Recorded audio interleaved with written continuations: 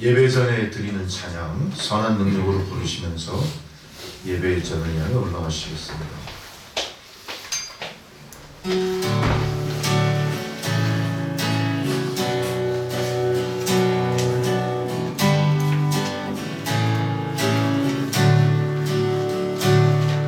그 선하님의 보혈이 감싸여 그 놀라운 평화를 누리며 나 그대들과 함께 걸어가네. 나 그대들과 새날을 향해 그 선하님이 우릴 감싸시니 믿음으로 일어나길 기대하네. 주 언제나 우리와 함께 계셔 하루 또 하루가 늘 새로워. 지나간 검은 어둠의 날들이 무겁게 내 영혼 짓눌러도 오 주여 우리 회면치 마시고 약속의 구원을 이루소서. 그 선하님이 우릴 감싸시니 믿음으로 일어나길 기대하네. 주 언제나 우리와 함께 계셔 하루 또 하루가 늘 새로워. 주께서 밝히신 작은 촛불이 어둠을 헤치고 타오르네. 그 빛에 우리 모두 하나 되어 온 누리를 비추게 하소서. 그 선하님이 우릴 감싸시니 믿음으로 일어나길 기대하네. 주 언제나 우리와 함께 계셔 하루 또 하루가 늘 새로워. 이 고요함이 깊이 번져갈 때 나 가슴 벅찬 노래 들리네. 다시 하나가 되게 이끄소서. 당신의 빛이 빛나는 이 밤 그 선하님이 우릴 감싸시니 믿음으로 일어나길 기대하네. 주 언제나 우리와 함께 계셔 하루 또 하루가 늘 새로워. 아멘. 함께 묵상기도 드리시면서 사순절 셋째 주일 예배를 드리시겠습니다.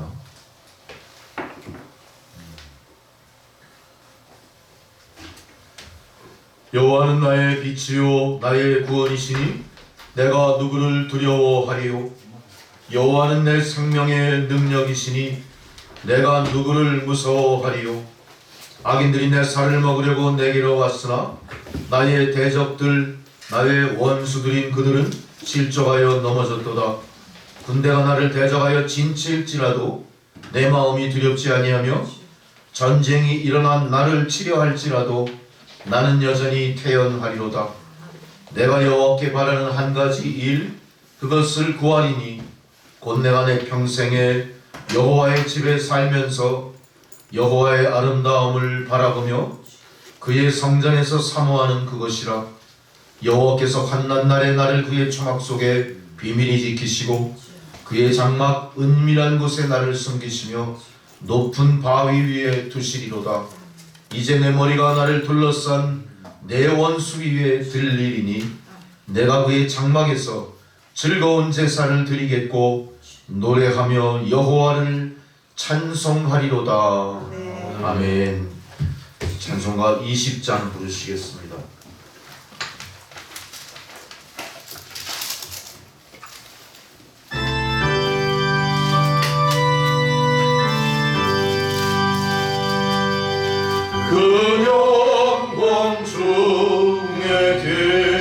주 나 찬송합니다. 영원히 계신 주 이름 나 찬송합니다. 한없이 크신 능력을 나 찬송합니다.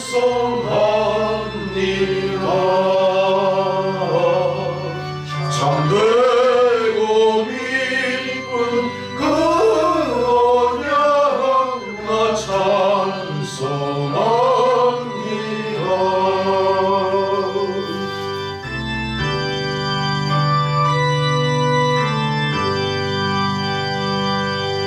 온 천지 창조하시던 그 말씀 힘있어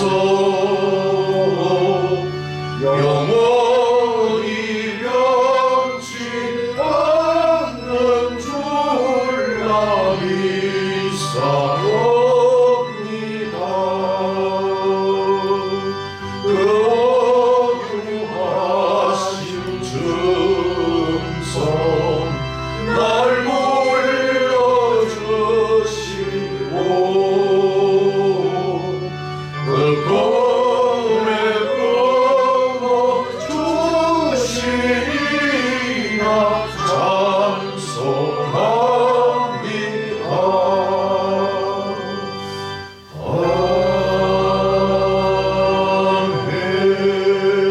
아멘. 함께 사도신경으로 우리 신앙을 고백하시겠습니다. 나는 전능하신 아버지 하나님 천지의 창조주를 믿습니다. 나는 그의 유일하신 아들 우리 주 예수 그리스도를 믿습니다. 그는 성령으로 잉태되어 동정녀 마리아에게서 나시고 본디오 빌라도에게 고난을 받아 십자가에 못 박혀 죽으시고 장사된 지 사흘 만에 죽은 자 가운데서 다시 살아나셨으며 하늘에 오르시어 전능하신 아버지 하나님 우편에 앉아 계시다가 거기로부터 산자와 죽은 자를 심판하러 오십니다.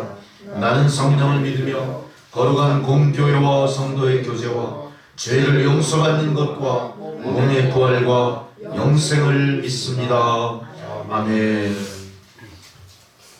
성시교도 교도문 126번 사순절 3번 말씀 들어가시겠습니다.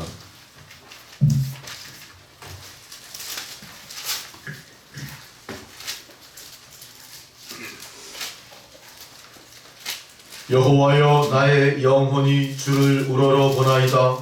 나의 하나님이여 내가 주께 의지하였사오니 나를 끊지 않게 하시고 나의 원수들이 나를 이겨 개가를 부르지 못하게 하소서. 주를 바라는 자들은 수치를 당하게 하게 까닭없이 속이는 자들은 수치를 당합니다.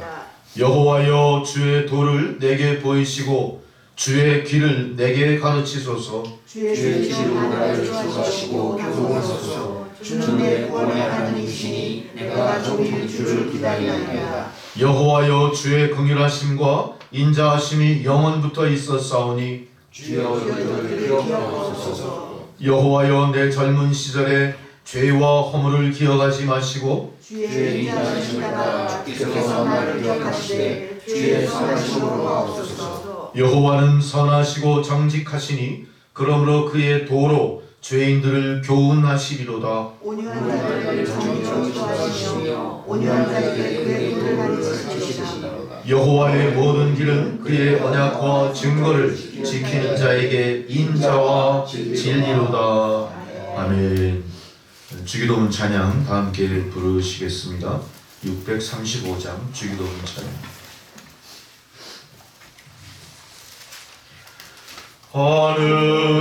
하늘에 계신 아버지 이름 거룩하사 주님 나라 임하시고 뜻이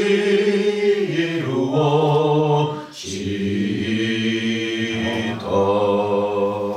일용할 양식 주시고 우리들의 큰 죄 다 용서하시고 또 시험에 들게 마시고 악에서 구원하소서. 대개 주의 나라 주의 권세 주의 영광 영원히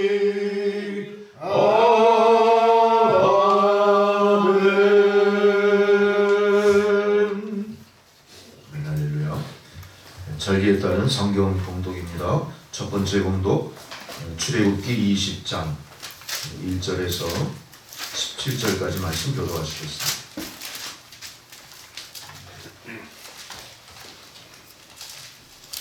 구약성경 112페이지입니다.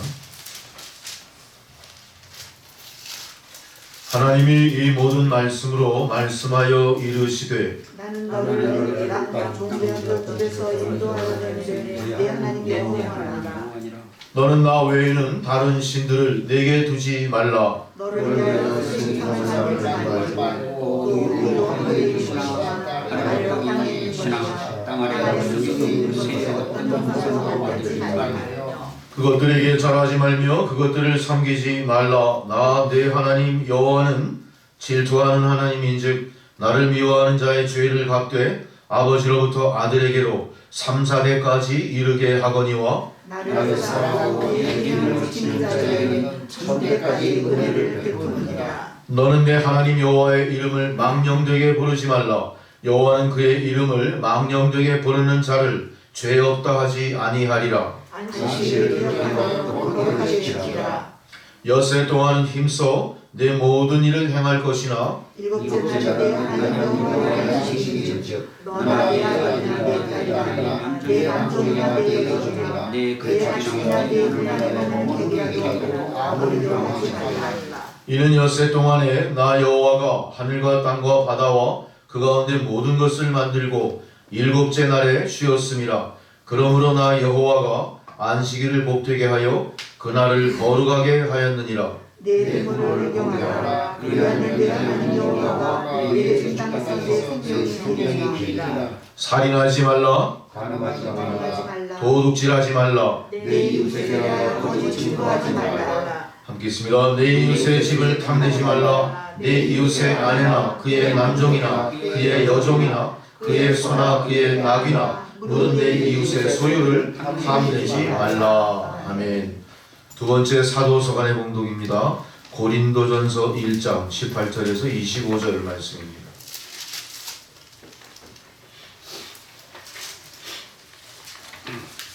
신약성경 263페이지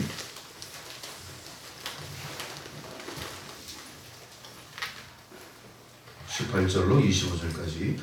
십자가의 도가 멸망하는 자들에게는 미련한 것이요 구원받는 우리에게는 하나님의 능력이라. 기록된 바와 같이 지혜 있는 자들의 지혜를 내라고 충성한 자들의 충성을 하게 하였으니 지혜 있는 자가 어디냐? 선비가 어디 있느냐? 이 세대의 변론가가 어디 있느냐? 하나님께서 이 세상의 지혜를 미련하게 하신 것이 아니냐? 하나님의 지혜에 있어서는 이 세상이 자기 지혜로 하나님을 알지 못하므로 하나님께서 전도에 미련한 사람을 온전한 것을 인정하시기 원하시기로. 유대인은 표적을 구하고 헬라인은 지혜를 찾으나 우리는 십자가의 옥과 그리스도를 전하니 유대인에게는 거리시는 것이요 이방인에게는 미련한 것이오되 오직 부르심을 받은 자들에게는 유대인이나 헬라인이나 그리스도는 하나님의 능력이요 하나님의 지혜니라. 하나님의 어리석임이 사람보다 지혜롭고 하나님의 약하심이 사람보다 강하니라. 아멘. 세 번째 복음서의 봉독은 요한복음 2장 13절에서 22절까지입니다.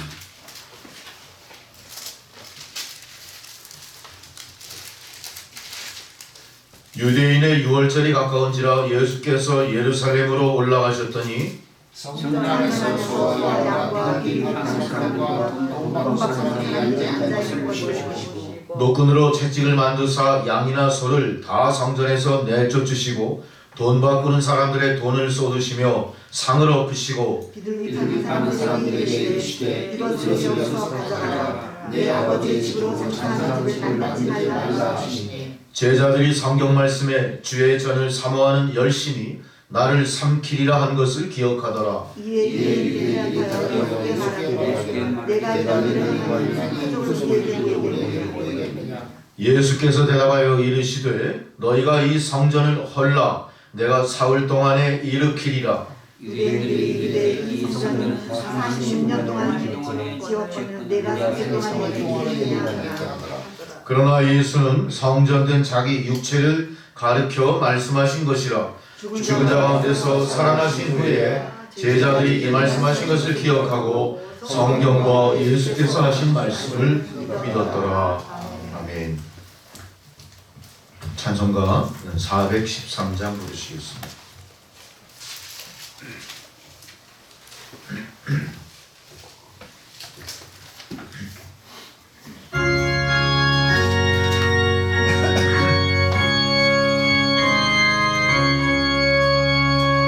내 평생에 가는 길 순탄하여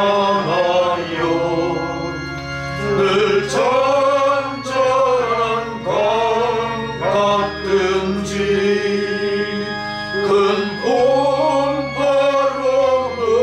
무섭고 어렵든지 나의 영혼은 늘 편하다. 내 영혼 평안해. 내 영혼 평안해. 적마귀는 우리를 삼키려고 입 벌리고 갈려와도 주 예수는 우리의 대장되니 끝내 싸워서 이기리라. 내 영혼 평안해. 내 영혼 평안해.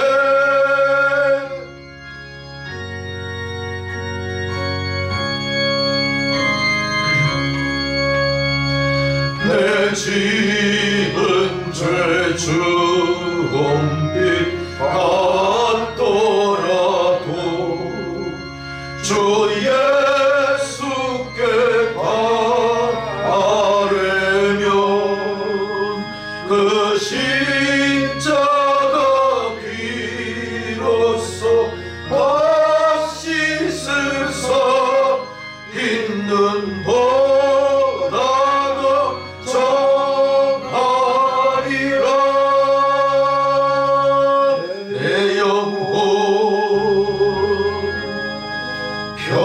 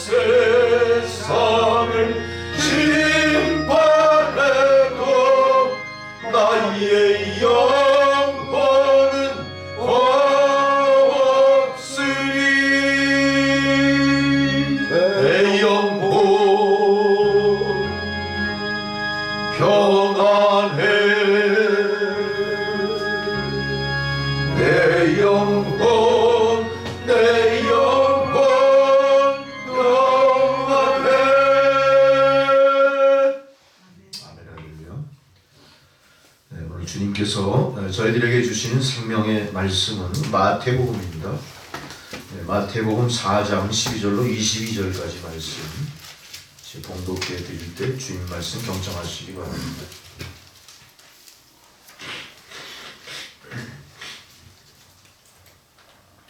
예수께서 요한이 잡혔음을 들으시고 갈릴리로 물러가셨다가 나사렛을 떠나 스불론과 납달리 지경 해변에 있는 가버나움으로 가서 사시니 이는 선지자 이사야를 통하여 하신 말씀을 이루려 하심이라. 일러스되 스불론 땅과 납달리 땅과 요단강 저편 해변 길과 이방의 갈릴리여, 흑암에 앉은 백성이 큰 빛을 보았고 사망의 땅과 그늘에 앉은 자들에게 빛이 빛이었도다 하였느니라. 이때부터 예수께서 비로소 전파하여 이르시되 회개하라, 천국이 가까웠느니라 하시더라.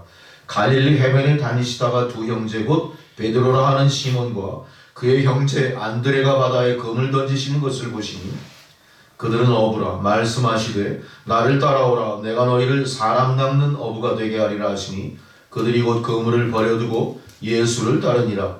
거기서 더 가시다가 다른 두 형제 곧 세베대의 아들 야고보와 그의 형제 요한이 그의 아버지 세베대와 함께 배에서 그물 깁는 것을 보시고 부르시니 그들이 곧 배와 아버지를 버려두고 예수를 따르니라. 아멘. 함께 기도하시겠습니다.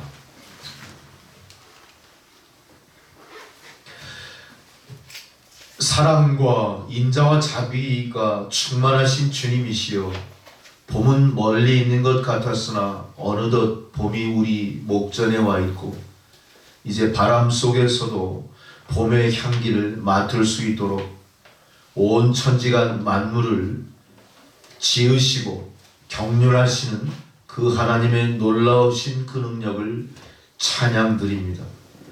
주여, 지난 한 해는 참으로 어둡고 음습하고 절망적인 한 해였으나 하나님 아버지께서는 어김없이 이제 새로운 봄과 함께 새로운 생명이 움트도록 또한 자비의 손길을 세상을 향해 펼치시고 계심을 믿습니다.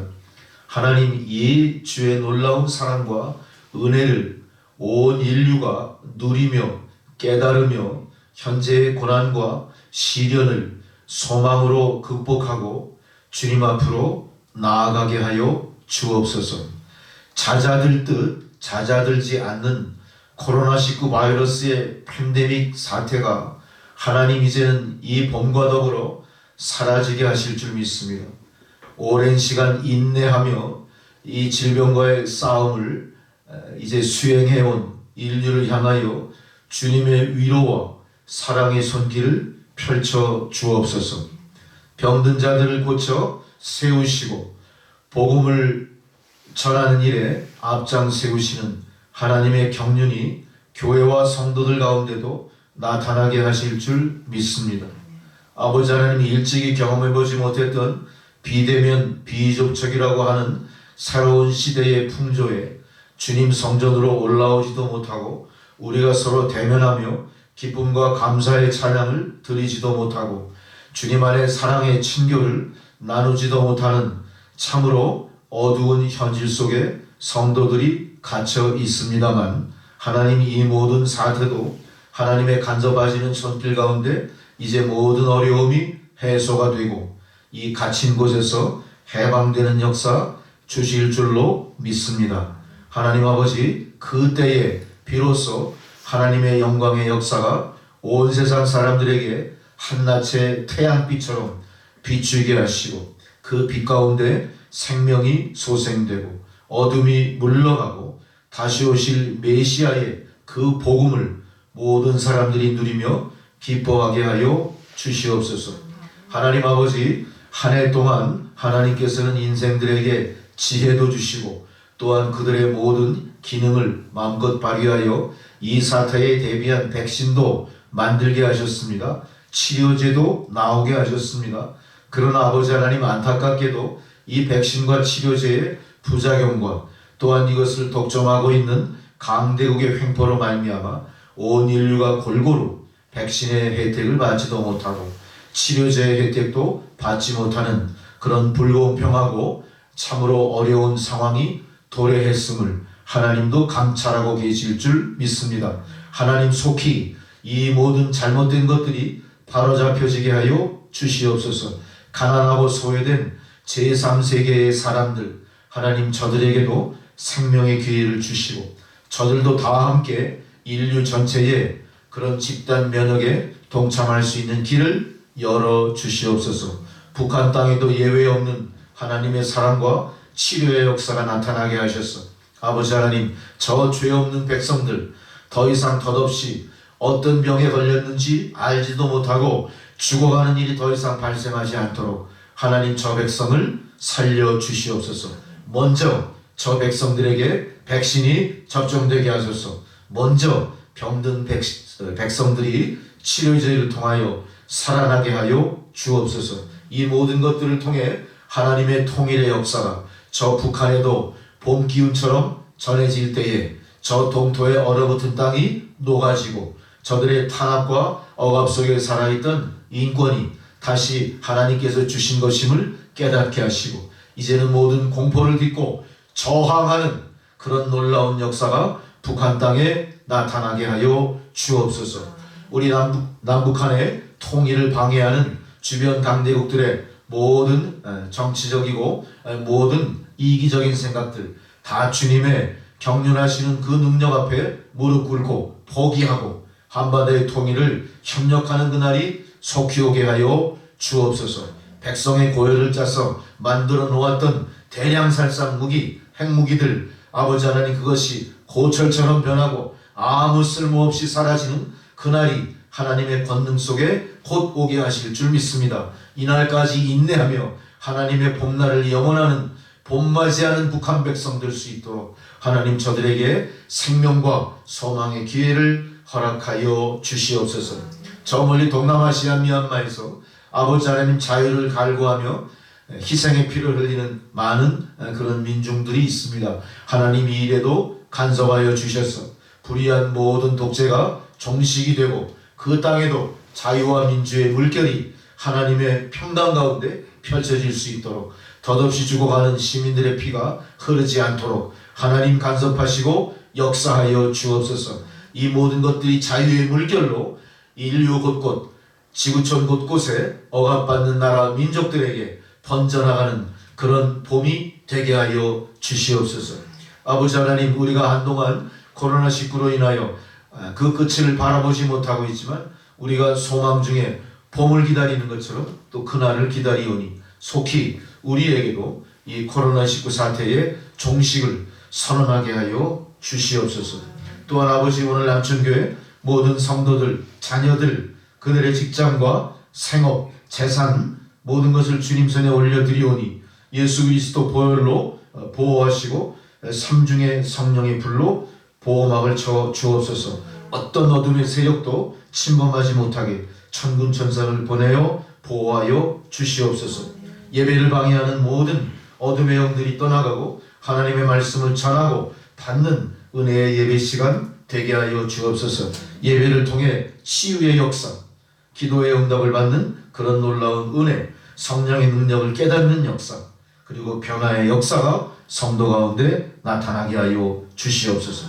우리 남천교회 새신자, 낙심했던 자, 떠났던 자, 방황했던 자들이 다시 돌아와 믿음으로 정착하여 전도의 문이 활짝 열려 북한 선교를 앞장서 이끌어가게 하시고 이제는 오는 자마다 정착하여 작은 자가 천을 이루고 또한 약한 자가 강국을 이룬다 하신 주님 약속의 말씀이 실현되는 이 교회가 되게 하여 주옵소서. 모든 것을 주님 앞에 온전히 의탁하오며 예수 그리스도의 이름으로 기도드렸습니다. 아멘.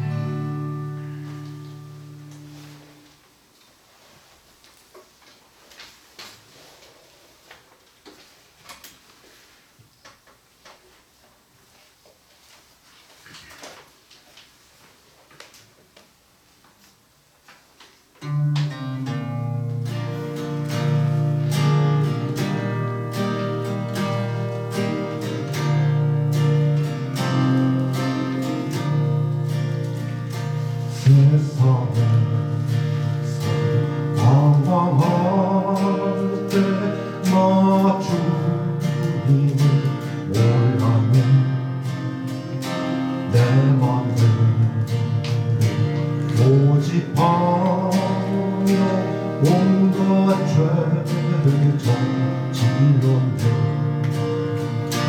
예수여 이 죄인고 용서받을 수 있나요?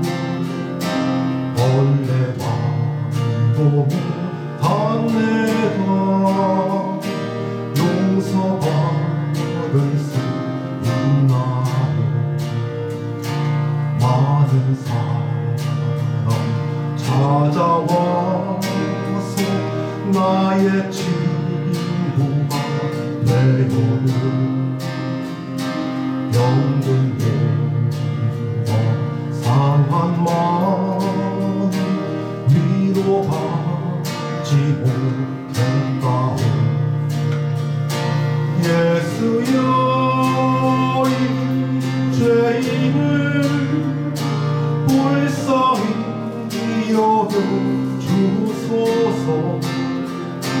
울지 않고는 이 몸 위로받기 원합니다.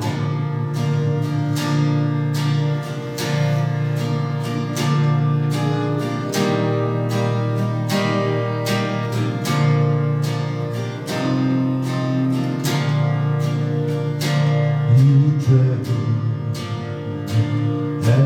애통함을 예수께서 들으셨네. 못 잡은 나 사랑의 손 나를 보루 만지셨네. 내 주여 이 죄인이 다시 눈물 흘립니다. 오내 주여 나 이제는 아무 걱정 없습니다. 내 모든 죄 무거운 짐 이제 모두 다 벗었네. 우리 주 예수께서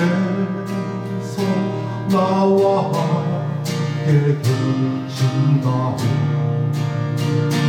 내 주여 이 죄인 무한 감사드립니다.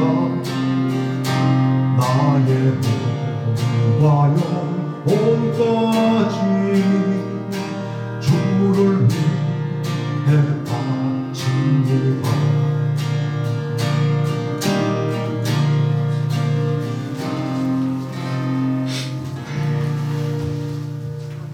아멘.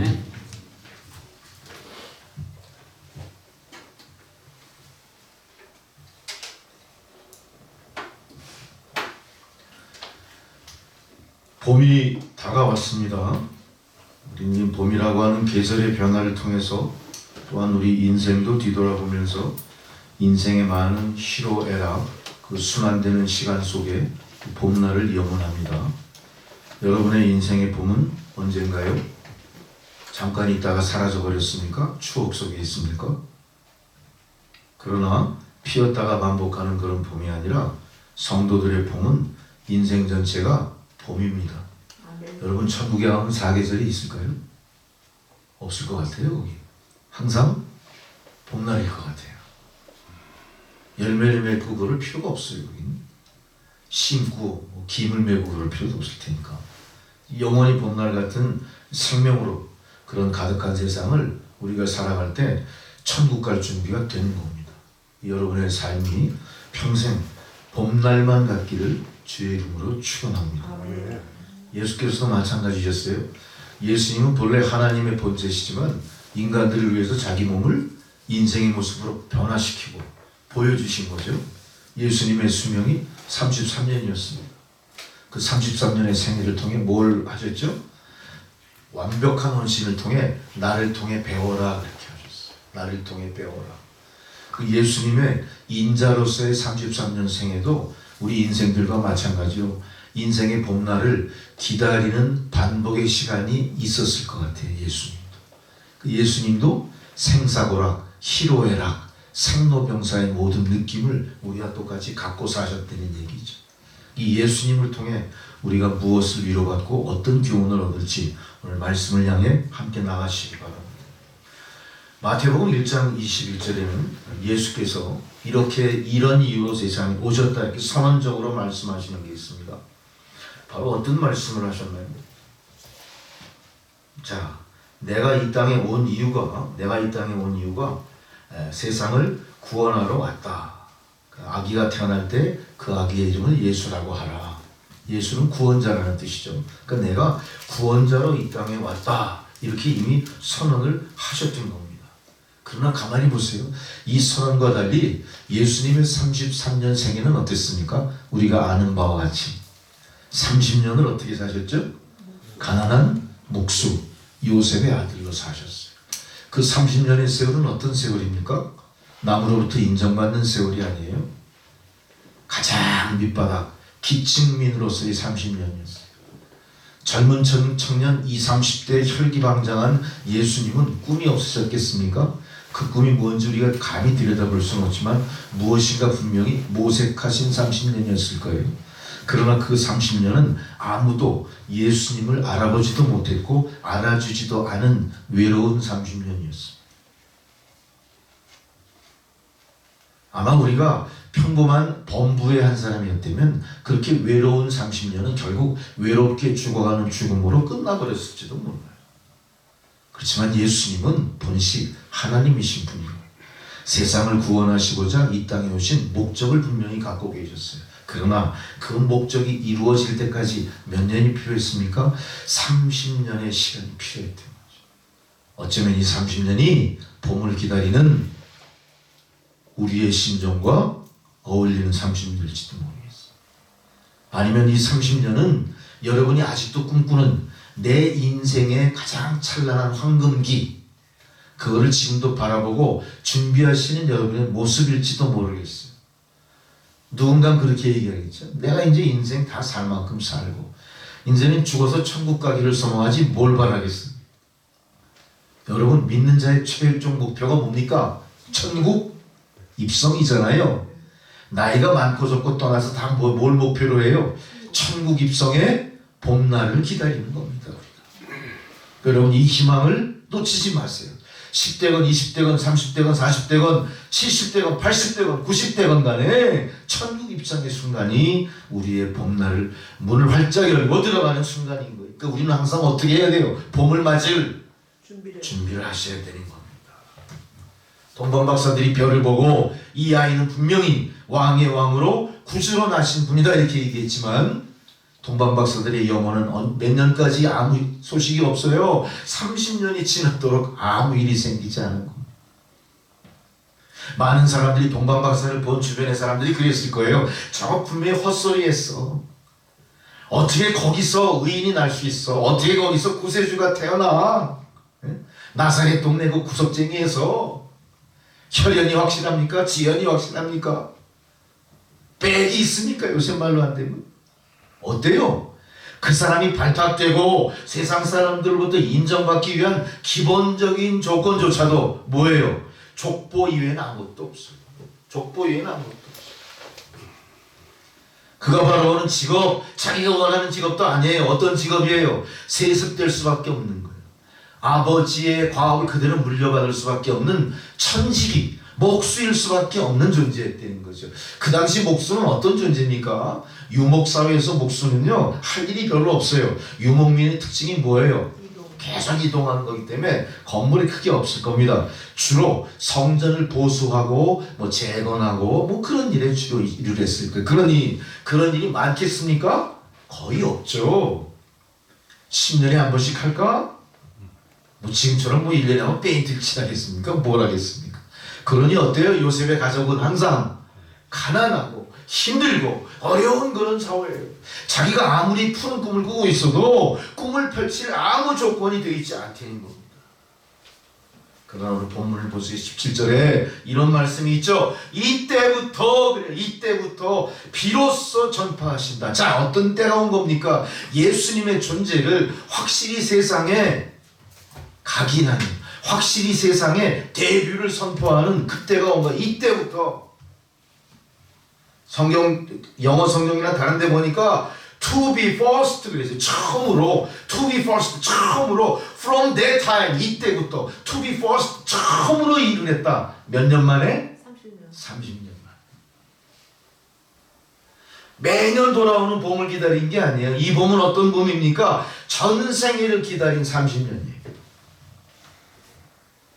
이 예수님의 to be first 첫 번째 시간인 겁니다.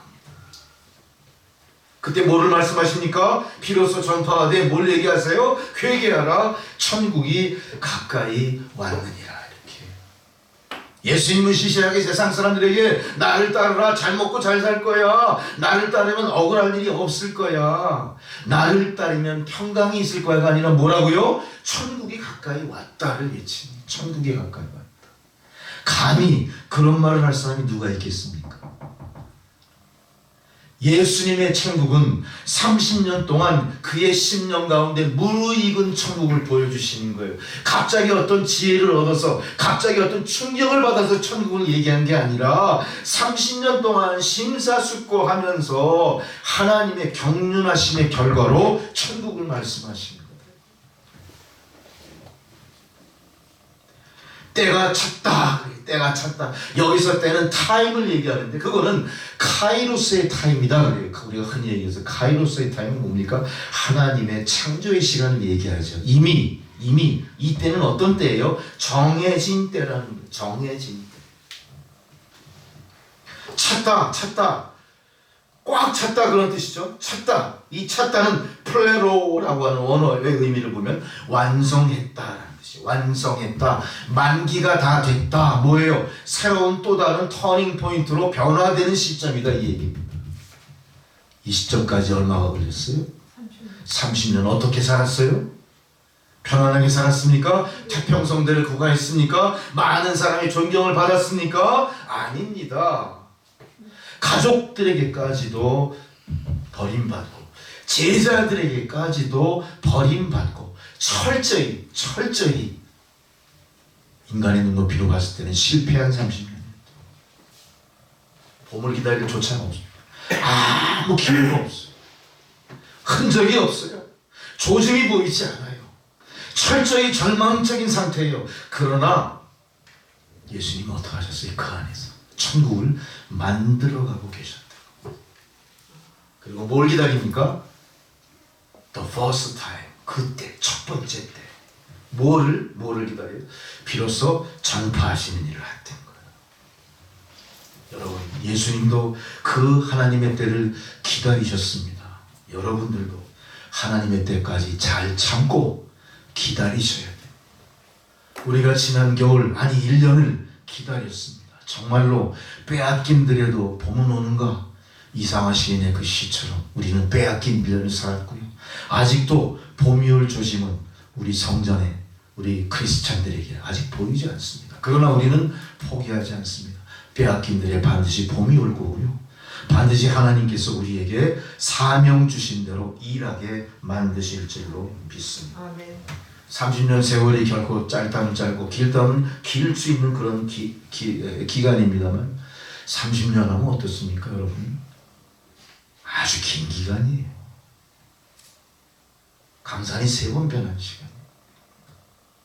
지금 대한민국에 30년째 감옥에 갇혀 있는 사람이 있을까요? 많지 않을 거예요. 30년이 뭐예요? 무기징역 받은 사람 30년이면 모범수 판명남 밖으로 내보내요.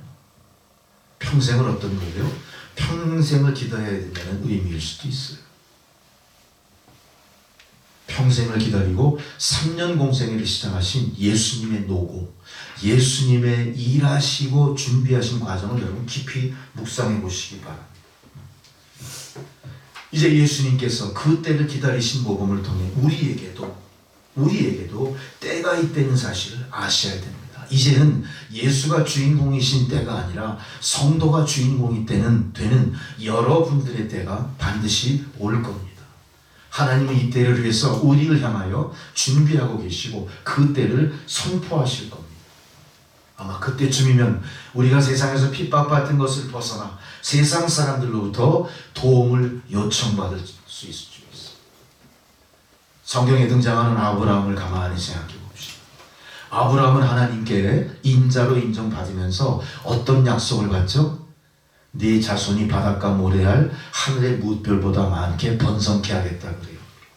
당장 그게 이루어졌을까요? 여러분, 우리가 알고 있는 성경을 다시 뒤져보세요. 어땠죠? 몇 년 기다렸어요? 아브라함은 25년 기다렸어요.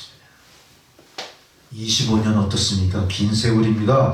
평생입니다. 평생. 그 말씀을 붙잡고 안달복달하고 기다린 게 아니에요. 그냥 믿고 믿음으로 기다린 25년이었어요.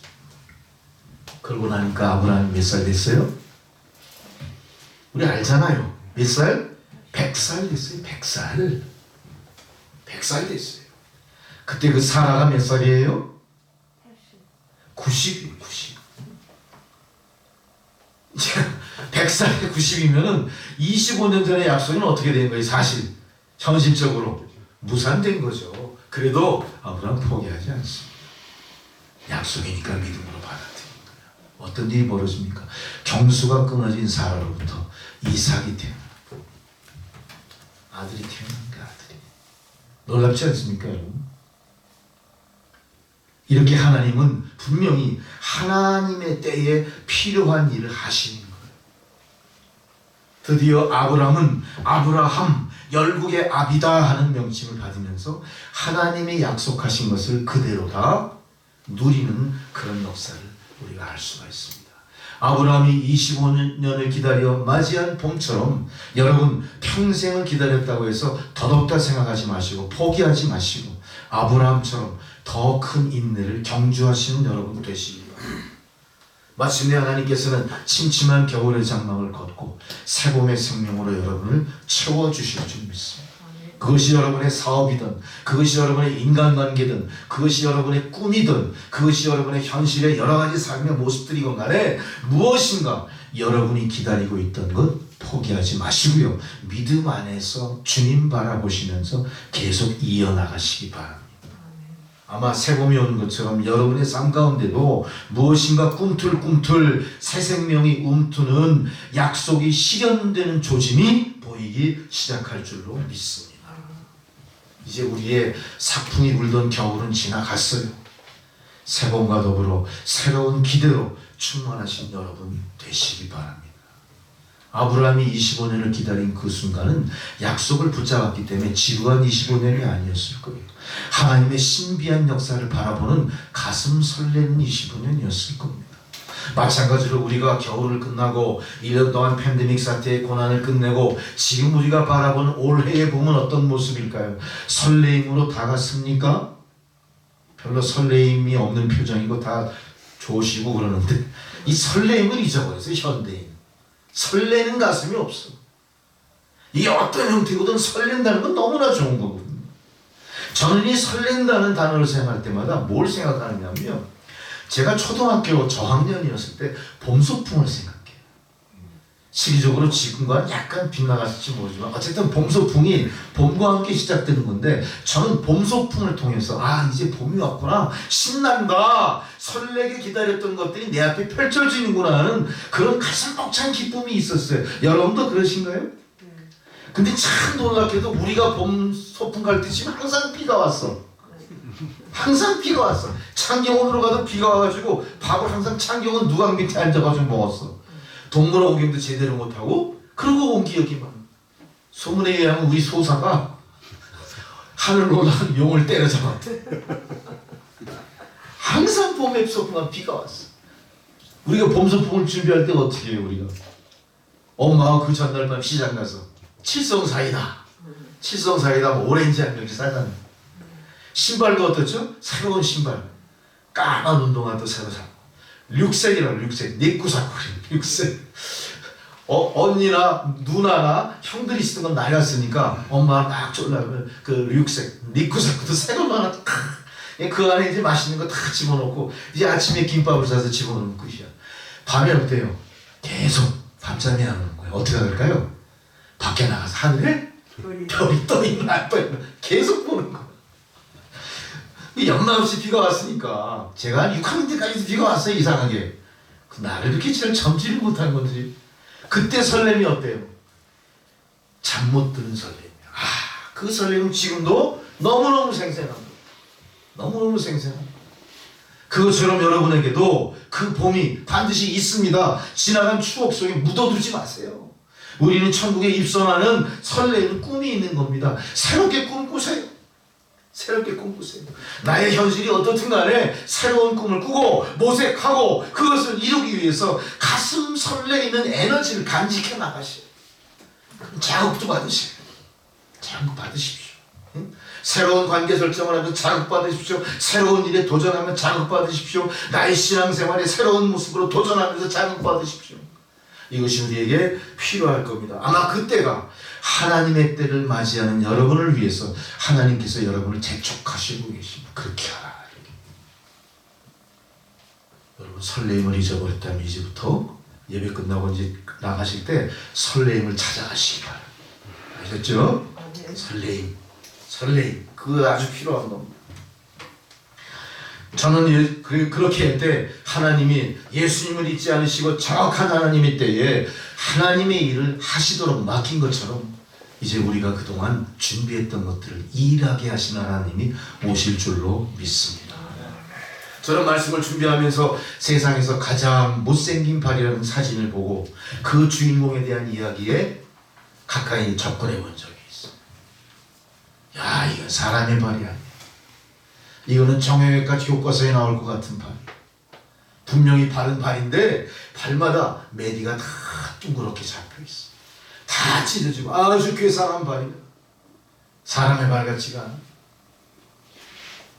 이 발의 주인공은 발레리나의 발입니다. 발레리나. 여러분 잘 아시는 강수진 씨 아시죠? 강수진 씨. 세계 최고의 프리마 발레리나. 엄청난 업적을 이룬 슈투트가르트 발레단의 종신단원입니다. 엄청난 거예요. 동양인으로서 서양 문화의 정점에 설 수 있다는 건요, 세상 무엇든 경쟁보다 가장 극심한 경쟁을 뚫고 나간 겁니다. 강수지가 세상에 데뷔할 때는 스위스 로잔의 발레 콩쿠르를 데뷔를 했어요. 이걸 10대만 참여할 수 있는 세계에서 가장 내노라 하는 10대들, 유망주들이 경연을 하는 스위스 로잔 발레 콩쿠르. 거기서 1등을 해요. 그게 1980 몇 년? 90 몇 년? 그 당시의 시대니까 어때요? 우리나라로 봤을 때는. 신문에 탑을 장식할 만한 뭐 쇼팽 피아노 콩쿠르 뭐 차이콥스키 그런 건 못지않은 발레계의 가장 유명한 그 콩쿠르를 갖다 이 사람이 석권을 한 겁니다. 그러니까 우리나라에서는 어때? 강수진에 대해서 엄청나게 띄워줬겠죠. 스타 못지않게. 근데 현실은 어떨까요? 스위스 로잔 콩쿠르 1등을 하고 슈투트가르트 발레단에 입단을 하게 되는데 그때 당시에 이 사람은 야 그래도 이 정도의 실력과 인정을 받은 내 입장에서는 이제 내 자리가 보장돼 있겠지 하고 들어간 거예요. 가보니까 어때요? 키들이 신체가 쭉쭉 뻗은 것들이 자기가 설 자리가 없는 거예요. 자기가 무대에서도 보이진 않아. 키가 작았어. 세상에서 가장 아름다운 신체를 구비한 사람들이 발레를 하고 그 중에서 세계적으로 가장 뛰어난 사람들이 모인 것 아닙니까? 여기서 이 사람이 좌절을 하는 거예요. 마찬가지로 슈투트가르트 발레단에서도 어때요? 동양에서 온 조그마한 애 하나. 그 단어의 면면을 보니까 엄청난 사람들만 다 모여 있는 거야. 기가 팍 죽었죠. 야, 끝이다. 어떡하면 좋지. 그때는 뭐 돈이 있습니까? 후원자가 있습니까? 지하에 그 방 하나 얻어가지고 거기서 혼자 자취를 하고 있을 때요. 모든 상황은 한국에서 알려진 것만큼 그 발끝도 못 따라. 모든 상황이 아니 반대인 거예요. 방 안에 가만히 누워서 자기의 미래를 생각해 봅니다. 암담했던 거예요. 신체적으로 뛰어난 것도 없어요. 자기의 스펙이 화려한 것도 없어요. 대부분 다 그런 유명한 콩쿠르 출신들이에요. 말도 잘 안 통해. 어떻게 하면 좋을까요? 여기서 절망을 하고 눈치를 보기 시작하는 거예요. 과연 내 자리가 있을까? 자리가 없는 거예요. 2년 동안 방황하는 사이에 어떤 일이 벌어지나요? 강수진에게서 발레리나의 사망 선고가 뭡니까? 부상? 체중 문제인가? 체중 문제. 체중이 몇 킬로가 늘었어요? 10킬로가 늘었어요. 10킬로. 체중이 10킬로면요 뒤에서 발레를 못해요. 들어줄 수가 없기 때문에. 누구도 이 사람하고 뒤에 연기하려고 하지 않는 거예요. 단장도 일단은 이제 거기서 잊어버립니다. 그러니까 이 사람이 자기 신세를 한탄하고 자꾸 부정적인 생각만 하다 보니까 그 스트레스를 뭘로 푼 거예요? 그 독일의 그 맛없는 음식, 소세지, 빵 이런 거 먹었겠지만 탄산음료 먹고 10kg가 불어버려. 사망 선고를 내려버린 거야. 한국으로 돌아가. 근데 한국을 생각하니까 어때요? 자기를 바라보는 많은 팬들, 자기를 바라보는 보도진, 여론, 국민, 부모, 형제, 야 차라리 여기서 죽고 말지 내가 어떻게 돌아갈 수가 있겠어. 자기의 몸을 보니까 발레할 몸은 이미 아니야. 어떻게 합니까? 좋아, 나 다이어트 하겠어. 어떤 식으로 다이어트 할까? 굶어서? 연습으로 다이어트. 2년 동안 다이어트를 했어요. 지금도 슈투트가르트 발레단 중에서 강수진만큼 많은 토 슈즈, 발레 슈즈를 쓴 사람이 없을 만큼 전설로 남아있다는 겁니다. 하루에 4-5켤레를 소모했어요. 발레단원에게는 공짜로 그 발레화가 주어집니다. 우리 돈으로 14-15만 원 하는 거래요. 너무 많이 발레화를 쓰니까 어때요? 단원에서 야 이게 지금 제대로 데뷔도 하지 않은 게 너무 많이 쓰는 거야. 그러니까 어떻게 하는 거야? 감독이 직접 대놓고 면전에다 핍박을 하는 거야. 너 실력도 안 되는 게 왜 이렇게 신발만 있어? 그래도 이를 악물고 어떻게 했습니까? 19시간을 연습을, 눈만 뜨면 연습을 하고 가장 먼저 가서 가장 늦게 나올 때까지 뼈에 금이 가서 녹을 때까지 한 거야 이 친구가. 그러고 2년을 했더니 어떻게 돼요? 10kg가 빠졌어. 이 사람의 열정을 바라본 감독이 어때요? 그래? 단역이라도 한번 맡겨볼까? 그 다음부터 무대에 서기 시작합니다. 단역으로. 그렇게 7년을 다시 각고의 연습을 해가지고 드디어 그 발레단의 프리마 발레리나, 프리마돈나로 데뷔하게 되는 거예요. 주역이 되는 거예요. 주역. 동양인으로서 사상 처음. 강수진은 그런 각고의 노력을 기울이는 동안 어떤 일이 벌어졌냐? 연습하는 동안 발이 뭉개져 버린 거예요. 토슈즈 안에서 다 살점이 떨어져 나갔어요. 거기에다가 소고기 살코기를 덮어서 그리고 신발을 신고 연습을 했대요. 그러면 소고기 살코기가 자기 살처럼 붙어서 연습하는 동안, 공연하는 동안 아픔을 모른대.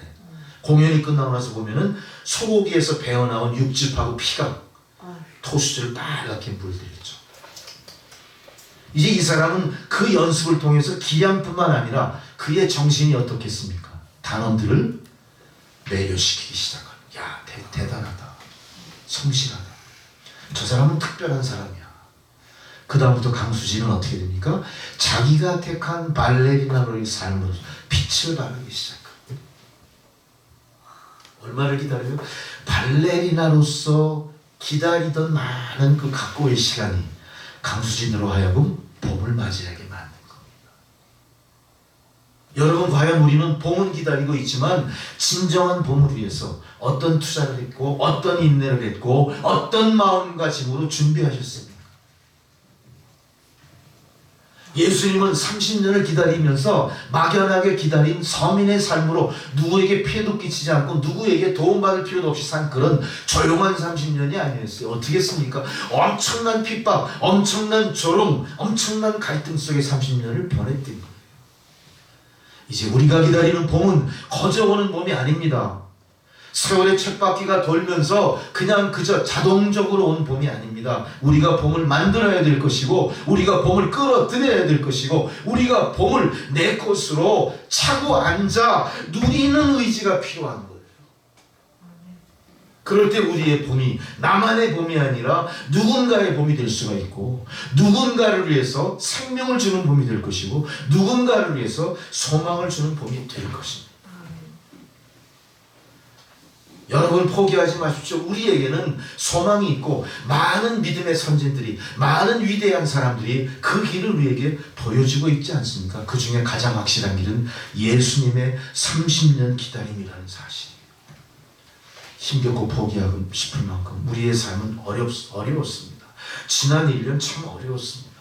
그러나 30년을 기다리신 예수님처럼 우리도 언제나 주님과 동행하며 인내하는 것이 필요할 줄로 믿습니다. 여러분의 때가 반드시 올 겁니다. 마태복음 16장 13절부터 25절의 기록에 예수님의 두 번째 세상을 향한 데뷔, 두 번째 세상을 향한 기회, 때가 기록되어 있습니다. 뭔 때입니까? 예수님께서 귀신 들린 자를 쫓아내시는 겁니다. 다리 저는 장애인들을 고치는 겁니다. 보이지 않는 맹인을 낫게 하는 겁니다. 벙어리가 말하게 하는 겁니다. 오병이어 칠병이의 사건으로 5,000명 4,000명을 먹이는 기적을 보이는 거예요. 세상이 어떻게 됐습니까? 뒤집어졌어요. 어떻게 뒤집어졌죠? 가난한 목수쟁이 요셉의 아들 예수가 아니라 뭐예요? 병 고치고 신기한 일을 행사하는 혁명가처럼 부각이 되기 시작합니다. 엄청난 일을 저지르는 겁니다. 정부에서도 예수를 주목하기 시작해요. 저 사람 이상한 짓 하고 돌아다니네. 저 사람이 하는 일이 율법적으로 올바른 일이야? 위험한 짓 하고 있잖아. 이러고 다녀요. 어떻게 하면 저걸 잡아 죽일까? 약점을 잡기 위해 쫓아다니는 거예요. 예수님의 인기가 하늘을 치솟습니다. 제자들도 어떻게 했어요? 덩달아 우쭐해지고 신난 겁니다. 그때 그들 앞에 예수님이 어떻게 합니까? 마태복음 16장 21절에 비로소 그래요. 비로소 이 말씀에 주의하시기 바랍니다. 사람은 구름 대처럼 몰려오고 예수님의 인기는 유대의 왕보다 더 높아요. 더 높아요.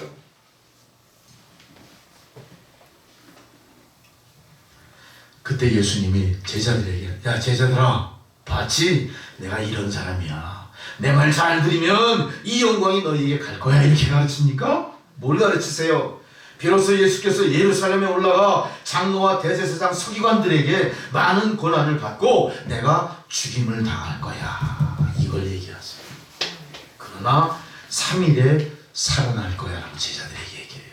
제자들이 이거 어떤 반응을 보입니까? 아니 무슨 말씀이세요? 지금이 우리 인생의 하이라이트인데 우리 인생의 최정점에서 왜 죽음을 얘기하십니까? 이거예요. 아니 도대체 십자가에 달려 죽는다는 게 말이 되는 소리입니까? 누가 항변해요? 수석제자 베드로가 그 성질머리처럼 그냥 항변하는 거예요. 마태복음 16장 22절에 그래요. 베드로가 예수를 붙들고 항변하여 이릅니다. 예수님 그리 마옵소서. 주여 그리 마옵소서. 이 일이 결코 죽게 미치지 아니하리이다. 무슨 말씀이세요? 당신 죽이면 우리 끝이야 이거예요. 베드로는 뭐예요? 당신이 죽으면 우리 끝이야 이거예요. 맞는 말이죠. 솔직한 표현이죠. 그때 예수님 뭐라고 하세요? 걱정하지 마, 나 죽지 않아 이렇게 하십니까? 죽을 거야. 그러나 3일 만에 살아날 거야. 인기절정의 예수님이 세상에 공표한 복음은 뭡니까? 죽음과 부활이에요. 이게 복음이라는 거예요. 사탕발림처럼 위기를 모면하는 위로의 말이 아닙니다. 왔다가 금방 사라지는 짧은 봄의 계절을 누리고 줬다 뺐듯이 끌고 가는 그런 게 아니에요. 영원히 변치 않을 봄날의 약속을 우리에게 주시는데 그거는 죽음과 부활의 복음이었다는 겁니다. 베드로는 예수를 붙들고 항의합니다. 그렇게 하시면 안 됩니다. 그때 예수님의 반응이 어떻게 나왔는지 지금 마태복음 16장 23절에 이렇게 반응하세요. 사탄아 내 뒤로 물러가라. 너는 나를 넘어지게 하는 자로다.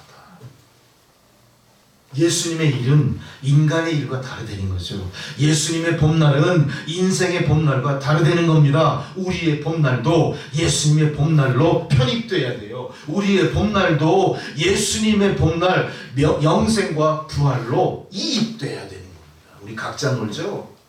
우리 더 예수를 믿고 편안해지고 싶죠? 위로받고 싶죠? 인정받고 싶죠? 즐겁고 싶죠? 쾌락을 누리고 싶죠? 그것과 예수님의 봄은 의미가 다르다는 겁니다. 십자가가 없이 영광이 있지 않습니다. 고난도 우리가 기다려야 될 이유고 고난도 고난을 극복하는 아주 소중한 재료가 된다는 사실. 이건 무시하지 마십시오. 제대로 기다리고 제대로 맞이하기 위해서는 우리 현재의 고난을 곱씹어 보시고 그 안에서 주님의 뜻을 깨닫는 여러분이 되셔야 돼요.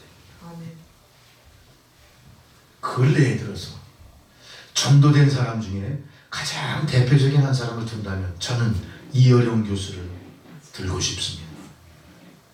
그 사람이 당대의 지성이고 석학 중에 한 사람인 거 누구도 부정하지 않을 겁니다. 과학자로는 항상 어떤 사람들이죠? 이성적으로 판단하고 행동하는 사람들이에요. 그 사람들에게 예수가 존재하기는 쉽지 않습니다.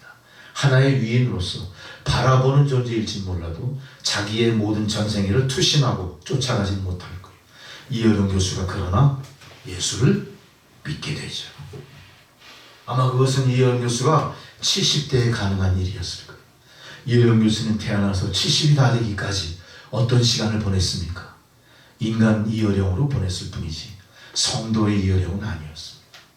아마 그 사람들은 많은 봄을 두루두루 누리고 늘 이렇게 사이클로 누렸을지 모르지만 진정한 천국에 입성할 약속을 얻는 진정한 봄은 없었던 거죠. 그러나 이어령 교수는 예수를 구주로 영접합니다. 그가 이렇게 얘기합니다. 예수 믿지 않는 친구들에게 이렇게 얘기해요. 너희들 나 예수 믿는다고 침 뱉어도 좋아. 너희들 나 조롱해도 좋아. 나 욕해도 좋아. 그러나 나는 주님에게로 갈 거야. 그러면서 사석에서 그렇게 얘기를 하고 집으로 돌아와서 무신론자의 기도라는 글을 기고를 합니다. 알려드릴게요. 하나님, 나는 당신 제단에 꽃 한 송이 촛불 하나 올린 적이 없습니다. 그래서 날 기억하지 못하실 것입니다. 그러나 하나님, 모든 사람이 잠든 깊은 밤에 당신의 낮은 숨소리를 듣습니다. 그리고 너무 적적할 때 아주 가끔 당신 앞에 무릎 꿇고 기도를 드리기도 합니다. 사람은 별을 볼 수 있어도 그것을 만들 수 없기 때문입니다. 별사탕이나 혹은 풍선을 만들 수 있을지 모르지만 그렇게 그것이 높이 날아갈 수는 없습니다. 너무 얇아서 작은 바람이 찢기고 마는 까닭입니다. 바람개비를 만들 수 있어도 바람이 불지 않으면 돌아가지 않습니다. 보셨지요? 하나님, 바람이 불 때를 기다리다가 풍선을 손에 든 채 잠든 유원지의 아이들 말입니다. 어떻게 저 많은 별들을 만드셨습니까, 하나님? 그리고 저 별을 만드실 때 바다의 물고기들을 놓아 헤엄치게 하실 때 고통을 느끼시지는 않으셨는지요? 이렇게 써요. 자기의 아주 유치한 것 같지만 마음 깊은 곳에서 우러나오는 그 시심을 이렇게 자기의 신심에 섞어서 그 무신론자의 기도라고 발표를 합니다. 이령 교수 이 양반은 평생의 학자로서 별수 풍파 없이 잘 인생을 사신 것 같아도 가장 사랑하는 딸, 그 딸 하나를 먼저 하나님 품에 보내는 아픔을 겪죠. 자식이 먼저 죽으면 부모의 가슴에 묻는다는 것처럼 바로 그런 고난을 이어령 교수도 받게 됩니다. 바로 그 이어령 교수의 따님이 한 분 계셨는데 그분이 아마 암으로 돌아가셨을 거예요. 최근까지도 활동을 했었어요. 뭐죠? 이름이 갑자기 기억이 안 나네. 예, 여러분 잘 아시는 그 김한길 씨 있죠? 정치하시는 그 김한길 씨의 그 전처였죠. 그 김한길 씨가 미국에 유학할 때 만나서 자식을 둘이나 두고 그렇게 같이 살다가 결국 그 자식 하나도 정신지체인가 뭐 그렇게 태어나가지고 좀 불안한 게 좀 있었고 또 그 사랑하는 딸이 갑자기 어떤 일이 있었냐면 아마 이민아 교수 이민아 그분입니다. 이분이 갑자기 눈이 앞이 안 보여요. 그 사랑하는 딸이 앞이 안 보이는 것이 굉장히 충격이었죠. 굉장히 충격이었을 거예요. 아마 그것을 계기로 해서 우리가 의탁할 수 있는 신이라는 존재, 그걸 생각을 하기 시작한 것 같아요. 그러면서 그때 이제 예수를 이제 알게 되고, 또 이 이민아 교수가 이제 결국은 신학을 해서 목사까지 되죠. 목사가 되면서 이제 이 이어령 교수도 이제 적극적으로 기독교의 길을 가게 되는 겁니다. 어쨌든 이 교수는 더 이상 꿈을 찾을 수 없다고 여겨지는 인생의 극한적인 상황 속에서 십자가에 못 박히신 예수를 통해 사망과 부활의 그 놀라운 은혜를 바라봤던 거고 그걸 통해 새 생명을 얻게 된 겁니다. 이어령 교수의 봄이 그렇게 왔다는 걸 생각할 때 우리의 봄은 아직 오지 않았다. 나는 과연 봄을 맞이할 준비를 저렇게 고통스럽게 준비했었나? 정말로 나의 봄은 이미 쓰러져서 사라지고 아무 소망이 없는 것인가? 한번 반추해 보시면서 각성하시는 여러분 되시기 바랍니다. 이런 상황이 계속 가면서 결국은 베드로의 변심과 더불어 이제는 그 사랑하는 제자 중에 한 사람 유다로부터 완벽하게 배신당하죠. 은 20세겔이라고 하는 작은 돈으로 어떤 일이 벌어집니까? 예수가 팔려가게 됩니다. 가룟 유다는요, 제자들 중에 제일 머리가 좋은 사람이었고요, 가장 촉망받던 제자 중에 한 사람이었어요. 이 가룟 유다가 예수를 배반하고 팔아서 죽음으로 내모는 일이 나타나게 됩니다. 마태복음 26장 14절에서 16절까지 기록이 되어 있죠. 예수님의 봄은 가까이 온 듯했지만 그 봄은 다시 고난 속으로 급전직하 떨어지는 모습을 보입니다. 또한 그때 가장 신임했던 제자 베드로로부터도 변심으로 버림받게 되죠. 자, 로마 병정들이 예수를 잡으러 막 몰려옵니다. 그때 군중 속에 베드로가 있었어요. 한 여인이 저 사람이 예수다, 그 발에 키스하는 그 사람이 예수다, 가룟 유다가 약속한 그런 어떤 사인이었죠. 그 상황 속에서 이 여인이 누굴 발견해요? 군중 속에 숨어있는 베드로를 본 거예요. 그때 이래요. 이 사람은 나사렛 예수 한편이요 하고 소리를 확 지릅니다. 그때 베드로가 어떻게 해요? 맹세하죠. 나는 그 사람을 알지 못하노라.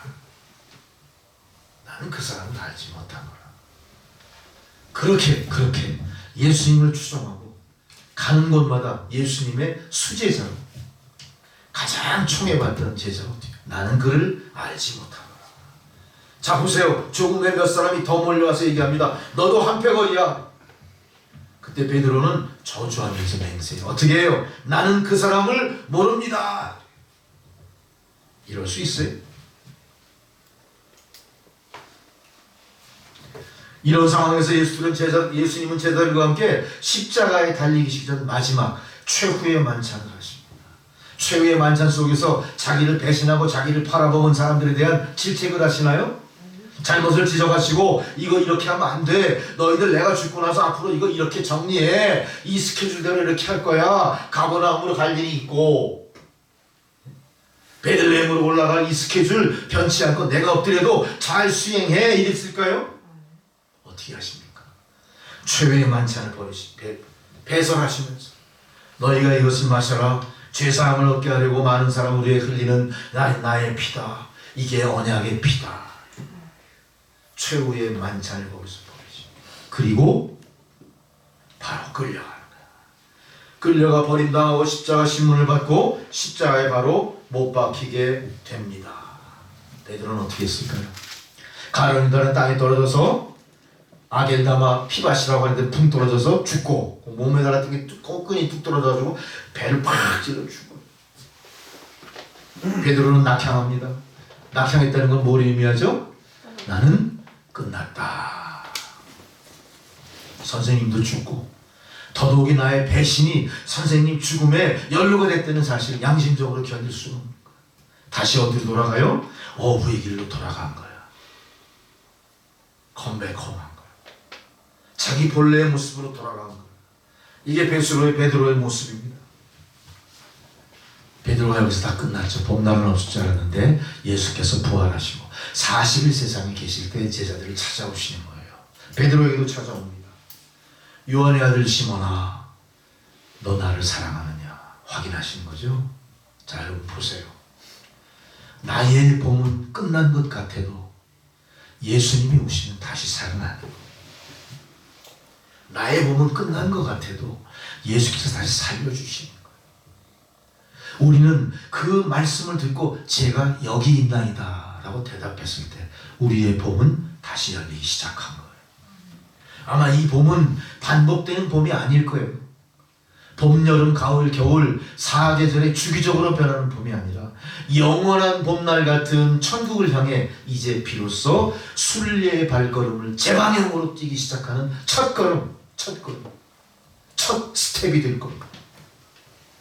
그것이 나에게 진정한 기회요. 그것이 나에게 소망이요. 그것이 나의 생애의 아름다운 완성이 될 겁니다. 이것을 보장받은 게 바로 성도입니다. 성도. 예수님은 베드로를 지체가 오신 게 아니라 사랑을 확인하는 것을 3번씩이나 하세요. 그거는 베드로의 상처를 싸매주시는 겁니다. 베드로가 회복되지 않는 이상 베드로의 봄은 오지 않을 걸 아셨기 때문에 그래요. 여러분, 주 안에서 상처를 회복하십시오. 주 안에서 모든 원한을 버리십시오. 주 안에서 용서하십시오. 봄이 오는 것을 가로막는 모든 것들을 포기하시고 주님의 봄에 온전히 올라타시는 여러분 되시기 바랍니다. 혹시 여러분 가운데 지은 죄 때문에 자책하고 계신 분 안 계십니까? 나는 예수로부터 멀어졌다고 괴로워하시는 분 계시지 않습니까? 여러분의 행위나 여러분의 모든 언행심사 때문에 여러분의 봄이 무산되게끔 방치하시는 매정한 예수님 아니세요. 다 받아주십니다. 사랑하는 딸아, 사랑하는 아들아, 너는 나를 사랑하느냐? 주님이 오늘 봄의 문턱에 선 여러분에게 묻고 계십니다. 주여, 제가 당신을 사랑하나이다. 이것이 봄 노래처럼 주님 옆에 들려지고 우리의 마음속에 놀라운 가슴 벅찬 기쁨으로 머물게 되시기를 바랍니다. 아멘. 예수님은 한 걸음 더 나아가 우리에게 우리의 때를 말씀하세요. 너도 나처럼 살아라. 사도행전 2장 14절입니다. 너도 나처럼 살아. 성령이 너희에게 임하시면 너희가 권능을 받고 예루살렘과 온 유대와 사마리아와 땅끝까지 이르러 내 증인이 되리라. 사명을 주시는 겁니다. 우리의 봄날은 아무 의미 없이 내 삶의 연장의 봄날이 아니에요. 새롭게 새 생명으로 새로운 사명으로 시작하는 작은 예수의 삶이 열리는 겁니다.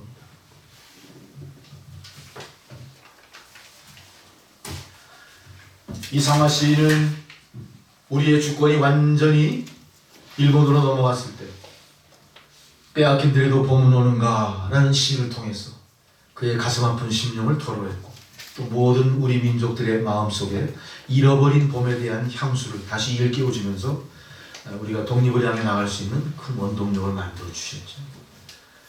이제 3월 첫 주에 의미가 있는 것 같아서 제가 이상화 시인의 빼앗긴 데에도 봄은 오는가와 기독시 한 편을 말씀해 드리면서 말씀을 맺고자 합니다. 빼앗긴 데도 봄은 오는가? 이상화. 나는 온몸에 햇살을 받고 푸른 하늘 푸른 들에 맞붙은 곳으로 가르마 같은 눈길을 따라 꿈속을 가듯 걸어만 간다. 입술을 담은 하늘아 들아 내 마음에는 나 혼자 온 것 같지를 않구나. 네가 끌었느냐 누가 부르더냐 답답하라 말을 해다오. 바람은 내 귀에 속삭이며 한 자국도 섰지 마라. 옷자락을 흔들고 종다리는 울타리 넘어 아씨같이 구름 뒤에서 반갑게 웃네. 고맙게 잘 자란 보리밭아 간밤 자정이 넘어 내리던 고운 비로 너는 3단 같은 머리를 감았구나. 내 머리조차 가뿐하다. 혼자라도 가쁘게 나가자. 마른 논을 안고 도는 착한 도랑이 젖먹이 달래는 노래를 하고 제 혼자 어깨춤만 추고 가네. 나비 제비야 깝치지 마라. 맨드라미 들막꽃에도 인사를 해야지. 아주까리 기름 바르니가 지심 매던 그 들이라 다 보고 싶다. 내 손에 호미를 쥐어다오. 살찐 젖가슴과 같은 부드러운 이 흙을 발목이 시리도록 밟아다보고 좋은 땀조차 흘리고 싶다.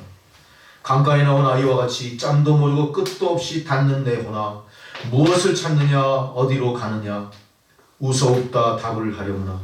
나는 온몸에 풋내를 띠고 푸른 웃음 푸른 서름이 어우러진 사이로 다리를 절며 하루를 걷는다. 아마도 봄 신령이 지폈나 보다. 그러나 지금은 들을 빼앗겨 봄조차 빼앗기겠네.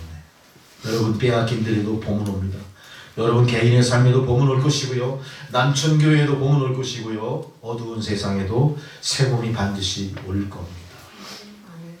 우리의 땅, 우리의 소망을 짓밟고 있는 공중권세 잡은 사탄의 괴휼에 흔들리지 마시고 오직 예수의 길을 쉬지 말고 나가시는 여러분 되시기 바랍니다. 아멘. 그 안에 인생의 봄이 열릴 것이고 아멘. 고통과 실패에 주저앉아 있지 않고 다시 일어서 나아갈 수 있는 동력을 하나님 공급해 주실 겁니다. 아멘.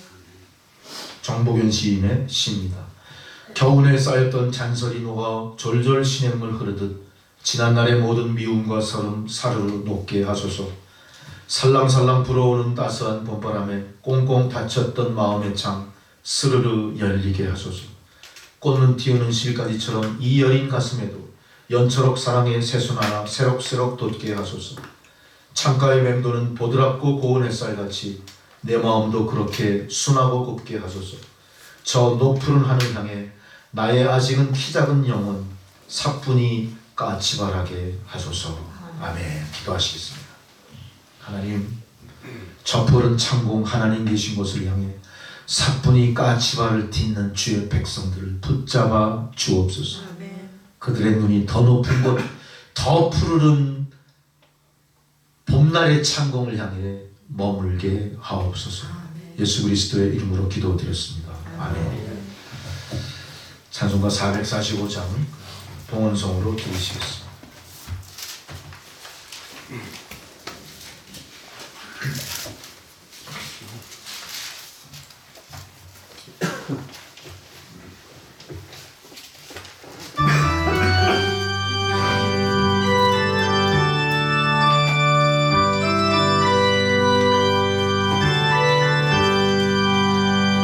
산을 넘어 한복에 가도 네 가운데로 걸어가면 주께서 항상 지키시리라 약속한 말씀 변치 않네.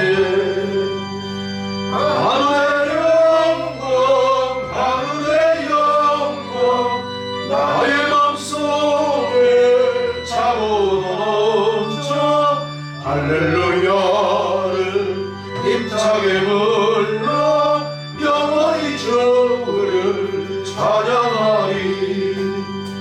캄캄한 밤에 다닐지라도 주께서 나의 길 되시고 나에게 밝은 빛이 되시니 길 잃어버릴 염려 없네. 하늘의 영광 하늘의 영광 나의 맘속에 차고 넘쳐 할렐루야를 힘차게 불러 영원히 주를 찬양하리.